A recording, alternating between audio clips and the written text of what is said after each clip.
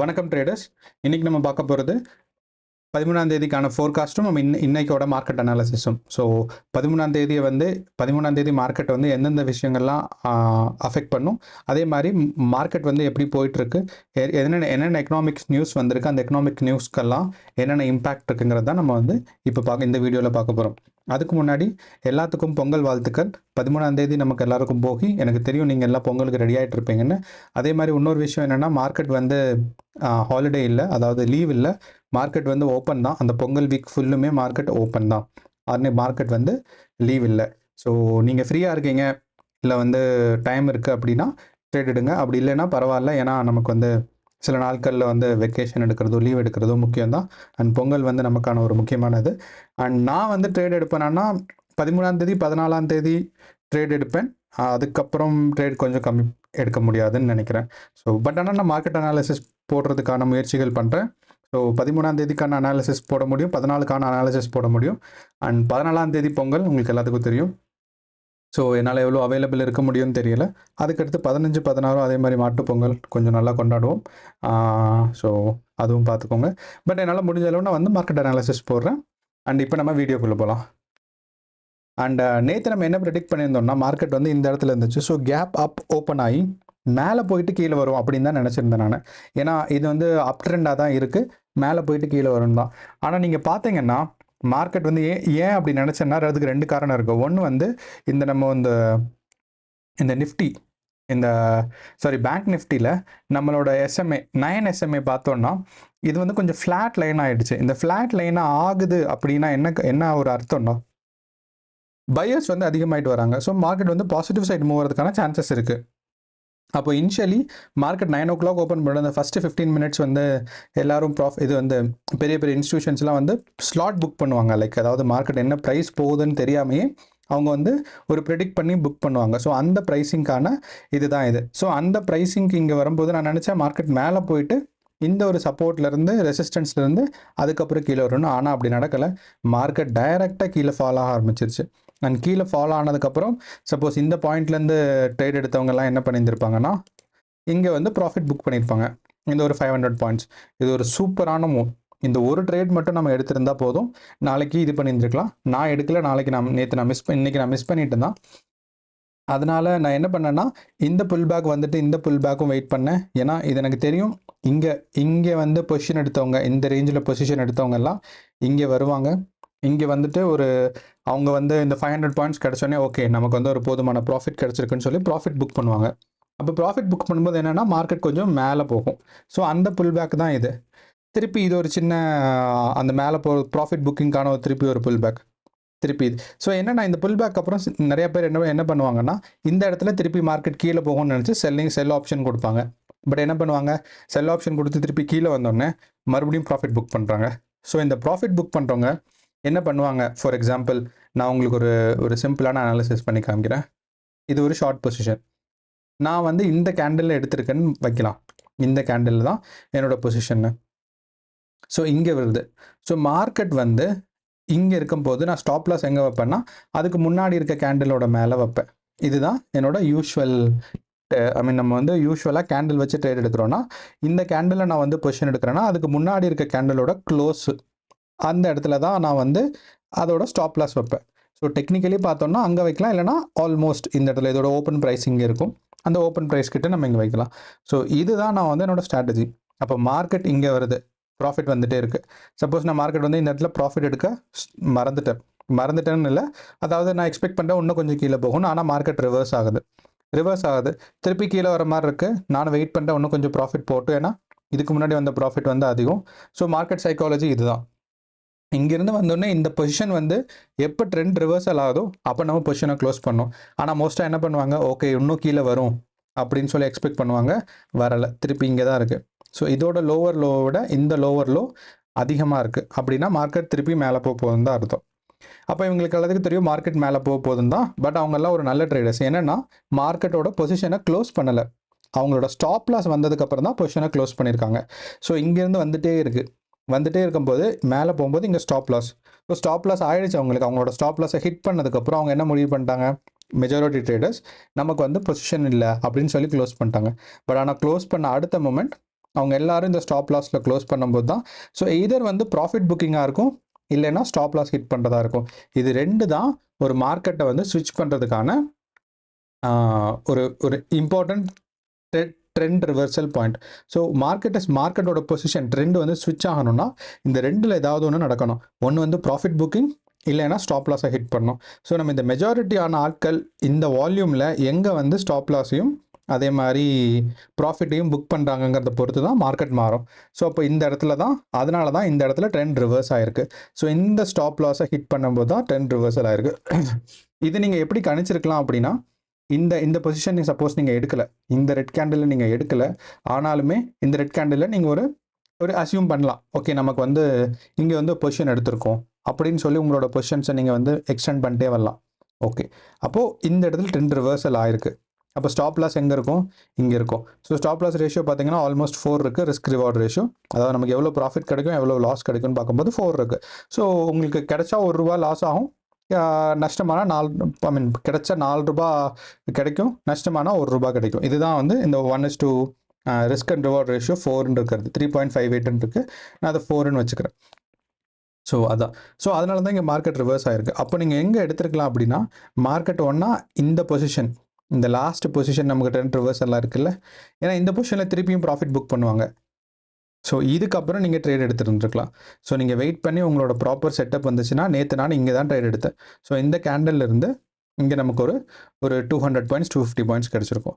So suppose அதை நீங்கள் miss பண்ணிட்டீங்கனாலும் இந்த 100 பாயிண்ட்ஸ் கிடச்சிருந்துருக்கும். என்ன மிஸ் பண்ணிட்டீங்க அப்படின்னு நான் சொல்கிறேன்னா, இந்த கேண்டல்லேருந்து நம்ம எடுப்போம், அதாவது இதுதான் நமக்கு ஏற்கனவே கொடுத்துருந்த ப்ராஃபிட் புக்கிங்கை விட அதுக்கு அடுத்து கீழே வர ரெட் கேண்டில். ஸோ இங்கேருந்து தான் நம்ம எடுக்க போகிறோம். ஸோ மார்க்கெட் அப்படியே கீழே வருது. ஆனால் நமக்கு பார்த்தோன்னா, சப்போஸ் சில ஆட்கள் நினச்சிருப்பாங்க இதை விட்டு கீழே போகணும். ஆனால் நீங்கள் ஞாபகம் வச்சுக்கணும், இந்த இடத்துல வரும்போது, இந்த ரெட் கேண்டில் வரும்போதே மணி 3 o'clock. ஸோ 3 மணிக்கு அப்புறம் இன்னொரு அரை மணி நேரம் தான் இருக்குது. ஸோ நம்ம ஒரு 5 minutes கேண்டில் தான் இருக்கும், இன்னொரு 5 கேண்டில்ஸ் வரதுக்கு தான் சான்சஸ் இருக்குது. ஸோ அப்படிங்கிறனால நான் இந்த இடத்துலேயே நான் பொசிஷனை க்ளோஸ் பண்ணிட்டேன். ஸோ அப்படிங்கிறனால நமக்கு எத்தனை பொசிஷன்ஸ் எனக்கு கிடச்சிருக்குன்னா 200 பாயிண்ட்ஸ்க்கான ப்ராஃபிட் கிடச்சிருக்கு. அண்ட் இதோட ஸ்டாப் லாஸ் வந்து இதுக்கு முன்னாடி இருக்க பெரிய கேண்டிலோட மேலே வச்சுருந்துருக்கேன். ஸோ அதனால் risk and reward ratio almost 3 தான் இருக்குது. கொஞ்சம் சின்ன ரிஸ்க் அண்ட் ரிவார்ட் ரேஷியோ தான், பட் இட்ஸ் ஓகே. ஸோ இந்த ட்ரெண்ட் ரிவர்சல் ஆகும்போது, சப்போஸ் நீங்கள் இங்கே மிஸ் பண்ணியிருந்தீங்கனாலும் மார்க்கெட் க்ளோஸ் ஆகும்போது, மார்க்கெட் ஆல்மோஸ்ட் லைக் 330 325 வரும்போது உங்களுக்கு ஒரு 120 பாயிண்ட்ஸ் ப்ராஃபிட் கிடச்சிருந்துருக்கும். ஸோ இது வந்து ஒரு சிங்கிள் ட்ரேடுக்கான நல்ல ப்ராஃபிட் தான். ஸோ இதை நீங்கள் ஞாபகம் வச்சுக்கணும். அண்ட் இதெல்லாம் நான் டிலீட் பண்ணிவிட்டு, அண்ட் நாளைக்கு மார்க்கெட் எப்படி போக போகுது அப்படின்னா, நாளைக்குமே மார்க்கெட் வந்து டவுன்ஃபால் தான் ஆகிறதுக்கான சான்சஸ் இருக்குது. ஐ மீன் நாளைக்குன்னா திங்கட்கிழமை 13ஆம் தேதி மார்க்கெட் வந்து டவுன்ஃபால் ஆகிறதுக்கு தான் சான்சஸ் இருக்குது. இதுக்கு வந்து 2 ரீசன். ஒன்று வந்து நம்மளோட அனாலிசிஸில் என்ன சொல்லுதுன்னா, நம்மளோட 9 EMA கீழே இருக்குது, 200 மேலே இருக்குது, 100 நடுவில் இருக்குது. ஸோ அதாவது நமக்கு வந்து ரிவர்ஸ் ஆர்டரில் இருக்குது. 9, 100 and 200. 9 கீழே, நடுவில் வந்து 100, மேலே வந்து 200 இருந்துச்சுன்னா மார்க்கெட் வந்து டவுன்ஃபால் ஆகிட்டு இருக்குன்னு தான் அர்த்தம். அதாவது செல்லர் ஸ்ட்ராங்காக இருக்காங்க, மார்க்கெட் கீழே விழ போகுதுன்னு தான் அர்த்தம். நம்ம வந்து 1 year ரேஞ்சில் பார்க்கலாம். ஸோ எப்போயுமே ஹிஸ்டாரிக்கல் டேட்டா பார்க்குறது நமக்கு ரொம்ப நல்லது. ஸோ ஹிஸ்டாரிக்கல் டேட்டா நமக்கு பார்க்கும்போதுமே இங்கே பார்த்தீங்கன்னா இங்கே நமக்கு ஒரு ஸ்ட்ராங் சப்போர்ட் இருக்குது. இந்த ஸ்ட்ராங் சப்போர்ட் வந்து ஜூன் மாதத்துலேருந்து நமக்கு இது ஒரு பெரிய ஸ்ட்ராங் சப்போர்ட்டாக இருந்திருக்கு. ஸோ மார்க்கெட் எப்போயுமே இந்த இடத்துல வந்துட்டு மேலே போயிருந்திருக்கு. ஆனால் இதுதான் ஃபஸ்ட்டு டைம் இந்த ஒரு ஜூன்லேருந்து இந்த சப்போர்ட்டை பிரேக் பண்ணுது. இந்த சப்போர்ட்டை பிரேக் பண்ணுச்சுன்னா எங்கே வரலான்னா, மார்க்கெட்டுக்கு இங்கே ஒரு ஸ்ட்ராங் சப்போர்ட் இருக்குது. ஏன்னா இது நீங்கள் பார்த்தீங்கன்னா இங்கே ஒரு ஸ்ட்ராங் சப்போர்ட் இருக்குது. ஸோ இந்த சப்போர்ட் வரைக்கும் வரதுக்கான சான்சஸ் இருக்குது. அதுக்கப்புறம் இதிலிருந்து ஃபாலோ ஆச்சுன்னா இங்கே, ஸோ எய்தர் இங்கே ஏதாவது இந்த 48,300 அங்கே வந்து உங்களுக்கு சப்போர்ட் எடுக்கலாம். அப்படி இல்லைன்னா 47,100 200லேருந்து சப்போர்ட் எடுக்கலாம். ஸோ இந்த 48,300க்கான ஒரு ஃபஸ்ட்டு சப்போர்ட், அடுத்து 47,170க்கான ஃபஸ்ட் சப்போர்ட்.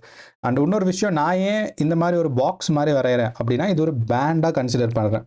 அதாவது நம்மளோட ஸ்டாப் லாஸோ நம்மளோட ரெசிஸ்டன்ஸோ நம்மளோட சப்போர்ட்டோ என்னென்னா ஒரு லைன் கிடையாது. அது வந்து ஒரு ப்ரைஸ் ரேஞ்ச்.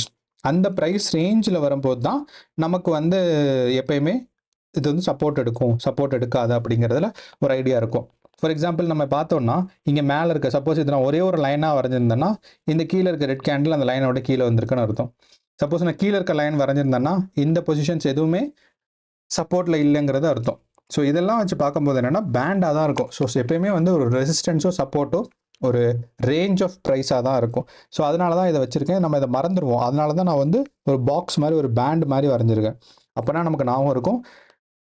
சாரி, இந்த இந்த ஒரு இந்த ஒரு பேண்ட், இந்த ஒரு ப்ரைஸ் ரேஞ்சில் வந்து நமக்கு வந்து ட்ரெண்ட் ரிவர்சல் ஆகிறதுக்கான வாய்ப்பு இருக்குது அப்படிங்கிறது நமக்கு தெரியும். ஸோ மார்க்கெட் வந்து இங்கே தான் வர்றதுக்கான சான்சஸ் இருக்குது. ஸோ இந்த இடத்துல பார்த்தீங்கன்னா அதே மாதிரி ஒரு 9 EMA, இந்த நம்ம எல்லோ கலர் லைன் வந்து 9 EMA 100 கிராஸ் பண்ணிருச்சு. நான் முன்னாடியே சொல்லியிருந்திருக்கேன், எப்போ வந்து 9 SMA வந்து 100 கிராஸ் பண்ணுதோ அப்போ வந்து உங்களுக்கு ஒரு ஃபஸ்ட்டு சிக்னல், அதாவது வந்து கன்ஃபர்மேஷன் கிடையாது, ஒரு ஃபஸ்ட்டு சிக்னல் என்னென்னா மார்க்கெட் வந்து டவுன்ஃபால் ஆக போகுது அப்படிங்கிறதுக்கான ஃபஸ்ட்டு சிக்னல். எப்போ 200 கிராஸ் பண்ணுதோ அப்போ வந்து ஷுவராக மார்க்கெட் வந்து கீழே போகுதுங்கிறதான இது. ஆனால் 100 கிராஸ் பண்ணாவே நமக்கு வந்து செல்லர்ஸ் ஸ்ட்ராங்காக இருக்காங்கன்னு அர்த்தம். ஸோ மார்க்கெட் கீழே வரதுக்கான சான்சஸ் இருக்குது. ஸோ எய்தர் இந்த சப்போர்ட் இல்லைனா இந்த சப்போர்ட். ஸோ ஜனவரி முழுசாக வந்து கடைசியில் இந்த சப்போர்ட்டில் வந்து திருப்பி ட்ரெண்ட் ரிவர்சல் ஆகி மேலே வரைக்கும் போகலாம். அப்படி இல்லைன்னா இந்த சப்போர்ட் வந்துட்டு மேலே போகலாம். ஏன்னா இந்த சப்போர்ட் வந்துட்டு போச்சுன்னா இங்கே இருக்கவங்களுக்கு எல்லாத்துக்கும் நிறையா ப்ராஃபிட் கிடைக்கும். அதாவது இங்கே பொசிஷன் எடுத்திருந்து லாங் டேர்ம் இன்வெஸ்டர்ஸ் இருக்காங்கல்ல, ஸோ இன்ஸ்டியூஷனல் இன்வெஸ்டர்ஸ், அவங்கள மாதிரி இந்த mutual fund companies, insurance companies, அவங்கெல்லாம் வந்து லாங் டேர்ம் இன்வெஸ்ட்மெண்ட்ஸ். ஸோ அவங்கெல்லாம் என்ன பண்ணுவாங்கன்னா இங்கேருந்து பொசிஷன் எடுத்துருந்துருப்பாங்க, கொஞ்சம் ப்ராஃபிட் புக் பண்ணி அப்படி தான் மார்க்கெட் போயிருந்திருக்கும். ஸோ இங்கே இருக்கிறத விட அவங்களுக்கெல்லாம் இங்கே வந்துச்சுன்னா இன்னுமே நல்ல ப்ராஃபிட் அதிகம். ஸோ இதெல்லாம் வச்சு தான் நம்ம யோசிக்கணும். இதுதான் market psychology. So market psychology and as well as நம்மளோட அனாலிசிஸ் என்ன சொல்லுதுன்னா, சப்போர்ட் அண்ட் ரெசிஸ்டன்ஸ், மார்க்கெட் இன்னும் கொஞ்சம் கீழே வரதுக்கான வாய்ப்பு இருக்குது. பட் இன்னொரு விஷயம் என்னென்னா, இங்கே வந்து நமக்கு ஒரு 3 ரெட் கேண்டில் வந்து தொடர்ந்து ஃபார்ம் ஆயிருக்கு. அந்த 3 ரெட் கேண்டில் தொடர்ந்து ஃபார்ம் ஆகும்போது ஒரு சின்ன புல் பேக் கிடைக்கும். அதாவது ஒரு இன்சைட் க்ரீன் கேண்டில் ஃபார்ம் ஆகிறதுக்கான வாய்ப்பும் இருக்குது. ஸோ அதை நீங்கள் ஞாபகம் வச்சுக்கணும். ஸோ இங்கே ஒரு க்ரீன் கேண்டில் ஃபார்ம் ஆகிறதுக்கான வாய்ப்பு இருக்குது. அப்படின்னா நாளைக்கு வந்து ஒரு சின்ன புல் பேக்கான சான்சஸும் இருக்குது. ஸோ நாளைக்கு நான் என்ன சொல்ல வரேன்னா, திங்கட்கிழமைக்கான ஒரு சின்ன புல் பேக் ஆனதுக்கு சான்சஸும் இருக்குது. பட் இந்த புல் பேக் வந்து ரொம்ப ஸ்ட்ராங்காக இருக்காது. திருப்பி மார்க்கெட் வந்து ஓவரால் மார்க்கெட் வந்து கீழே வர மாதிரி தான் இருக்கும். ஸோ நான் ரிவ்யூ பண்ணி எஸ். ஸோ மார்க்கெட் என்னென்னா சின்னதாக இங்கே மேலே போயிட்டு இந்த சப்போர்ட்லேருந்து திருப்பி கீழே வரும். ஸோ மேலே போனாலும் திருப்பி கீழே வரதுக்கான சான்சஸ் தான் இருக்குது. மேபி அதாவது நம்மளோட புல் பேக் வந்து ஸ்ட்ராங்காக இருந்துச்சு அப்படின்னா இந்த சப்போர்ட் வரைக்கும் போகலாம். இந்த சப்போர்ட் வரைக்கும் போச்சுன்னா என்ன அர்த்தம்னா, அந்த 1 டே கேண்டில் வந்து க்ரீனாக மாறதுக்கான சான்சஸ் இருக்குது. அதாவது என்னென்னா, நீங்கள் வந்து இப்படி அனாலிசிஸ் பண்ணணும். ஒரு 1 இயர் கேலண்டர் எடுத்து இந்த இடத்துல ஒரு க்ரீன் கேண்டில் வருது அப்படின்னா மார்க்கெட் எங்கே போகலாம்? இந்த இடத்துல நான் க்ரீன் கேண்டில் வருதுன்னு சொன்னேன்னா, இப்போ இருக்க மார்க்கெட் வந்து 48,800 இருக்குது. 48,800லேருந்து 48,300 வரைக்கும் போகலாம். இதை தான் நான் சொல்ல வர்றது. ஸோ நான் என்ன சொல்ல வரேன்னா, இப்போ 48,800 இருக்குது. ஸோ 48,800 போல் 48,800. ஸோ மார்க்கெட் வந்து ஆல்மோஸ்ட் இந்த ரேஞ்சில் இருக்குது. இங்கேருந்து 48,300 வரைக்கும் போகலாம்.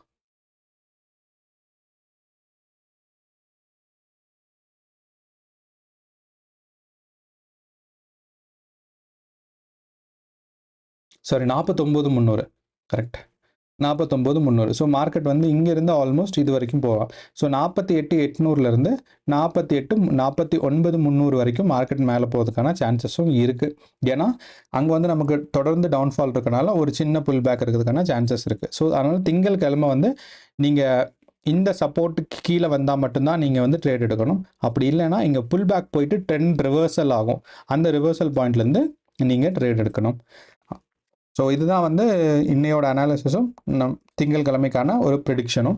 அண்ட் இந்த வீடியோ உங்களுக்கு பிடிச்சிருந்துச்சின்னா சப்ஸ்கிரைப் பண்ணுங்கள், லைக் பண்ணுங்கள். ஏன்னா நீங்கள் சப்ஸ்கிரைப் பண்ணால் தான் எனக்கு ஒரு நம்பிக்கை வரும் நான் போடுறது கரெக்டாக இருக்குது அப்படின்னு. அதே மாதிரி உங்களுக்கு ஏதாவது டவுட்ஸ் இருக்குது, அதே மாதிரி உங்களுக்கு ஏதாவது வேறு ஏதாவது அனாலிசிஸ் வேணும்னா கமெண்ட் பண்ணுங்கள். கமெண்ட் பண்ணால் நான் அதுக்கு அதில் வந்து வீடியோ போட்டுறேன். அதே மாதிரி உங்களோட ஃப்ரெண்ட்ஸ் அண்ட் ஃபேமிலி யாராவது ட்ரேட் பண்ணிட்டு இருந்தாங்களோ அவங்களுக்கு இந்த வீடியோவை ஷேர் பண்ணுங்கள். அவங்களுக்கு வந்து பயனுள்ளதாக இருக்கும். அண்ட் ட்ரேட் எடுக்கும்போது கவனமாக எடுக்கணும். நீங்கள் ஒரு இனிஷியல் ட்ரேடராக இருந்தால் ஸ்டார்டிங்கில் வந்து ப்ராஃபிட் எடுக்கிறத விட லாஸ் ஆகாமல் இருக்கிறது தான் ரொம்ப முக்கியம். ஸோ எல்லாத்துக்கும் பொங்கல் வாழ்த்துக்கள். நன்றி, வணக்கம்.